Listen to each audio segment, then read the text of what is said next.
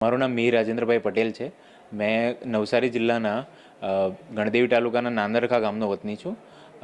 મેં graduation bachelor of engineering information technology field સાથે Vishwakarma government engineering માંથી કર્યું છે. અને ત્યારબાદ એટલે 2020થી હું યુપીએસસી સિવિલ સેવાની તૈયારી કરું છું. બાળપણથી જ મારા પિતાજીએ મને એક ન્યૂઝપેપર રીડિંગની હેબિટ જે છે એ પાડી હતી. અને એમનું પણ એક સપનું હતું કે હું કોઈ સારા મોટા સરકારી અધિકારી બનું. આ ઉપરાંત મેં જ્યારે ન્યૂઝપેપરને હું વાંચતો અને જ્યારે મને કોઈ કલેક્ટરની સ્ટોરીઝ કે જે એસપીની સ્ટોરીઝ ને એ બધું મને ઇન્સ્પાયર કરતી, તો એનાથી હું પ્રેરિત થઈને હું સિવિલ સેવા તરફ મારો ઝુકાવ ગયો.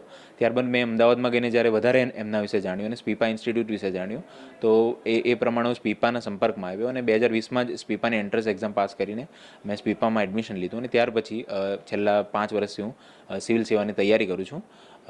અને આ મારો 5th અટેમ્પ્ટ છે. અને મારો આ વખતે સિવિલ સેવાની એક્ઝામમાં 709 રેન્ક આવ્યો છે. આ તૈયારીની વાત કરીએ તો તૈયારીમાં જે તમારામાં કઈ ક્વોલિટીઝ હોવી જોઈએ, તો ખાસ કરીને એક તો તમારામાં ડિસિપ્લિન હોવું જોઈએ, અનુશાસન, જે તમારા ડે ટુ ડે જે તમારા ગોલ્સ છે એને અચીવ કરવા માટે. આ ઉપરાંત તમારે કન્સિસ્ટન્ટ ઇમ્પ્રૂવ કરવાનું છે, પ્રોસેસ પર ધ્યાન આપવાની છે, એટલું પરિણામલક્ષી નથી બનવાનું, પણ પ્રોસેસલક્ષી બનાવવાનું છે. આ ઉપરાંત સકારાત્મક જે માનસિકતા હોવી જોઈએ એ તમારામાં હોવી જોઈએ. એ તમને ઘણી મદદ કરશે આ જર્નીમાં. હાલમાં વાત કરું તો હાલમાં સુરતમાં ઉધનામાં સબ રજિસ્ટ્રાર ગ્રેડ 1ની જોબ કરું છું. ડિસેમ્બરમાં જ મેં એનું જોઈનિંગ કર્યું છે અને એનો પણ મારો એક્સપિરિયન્સ ઘણો સારો છે. તો એનાથી પણ મને કંઈક ના કંઈક આ જે જોબ મને મળી એનાથી પણ ઇન્ટરવ્યૂમાં મને થોડો કોન્ફિડન્સ મારો બુસ્ટ થયો અને એક એમ્પ્લોયમેન્ટ ના એવન્યુ તરીકે પણ આ જોબે મને ઘણી રીતે મદદ કરી છે. તો આ મારી એક બ્રીફ જર્ની